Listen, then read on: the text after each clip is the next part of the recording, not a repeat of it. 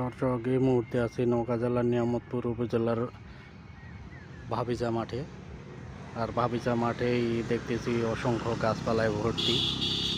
দেখতে পাচ্ছেন অনেক মানুষজন এখানে নিত্যদিন আসে আরাম আয়েশ করতে।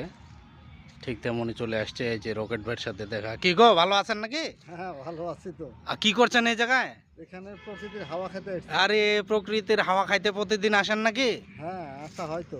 ও, এই জন্যই তো শরীরটা ভালো লাগেছে আপনার। ইস, এরকম শরীর স্বাস্থ্য রে। দেখতে পাচ্ছেন, দেখেন প্রকৃতির হাওয়া খাইতে আসছে।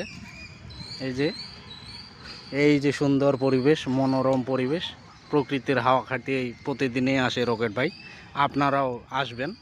সবাইকে বলে দেন যে সবাই যেন চলে আসে। সবাই যেন এই হাওয়া খেতে আসে। হ্যাঁ, স্বাস্থ্য মন সবই ভালো থাকবে। সবাই ভালো থাকবে। হ্যাঁ, ও, তাইলে তো আর দেরি না করে অতি দ্রুত চলে আসার জন্য ব্যবস্থা করতে হবে। হ্যাঁ। আর এখানে টিকটকের দলও প্রতিদিনই আসে। আসে। এই যে ওই পাশে দেখা যাচ্ছে টিকটকের দল, এই যে ওই পাশে। হ্যাঁ, খুব সকালবেলায় চলে আসে টিকটকের দল। দেখতে পাচ্ছেন আপনারা কি সুন্দর মনোরম দৃশ্য। আর এই দৃশ্যটা উপভোগ করতেই প্রতিদিনে আসে রকেট ভাই। সকলেই আসবেন। এখানে মুক্ত পরিবেশে, মুক্ত আবহাওয়া। এই যে দেখতেছেন বাতাসে একেবারে গাছের পাতাগুলোও নড়তেছে। সুন্দর পরিবেশ।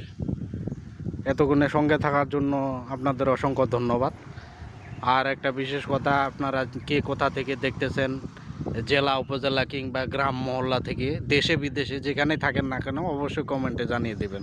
ধন্যবাদ সবাইকে।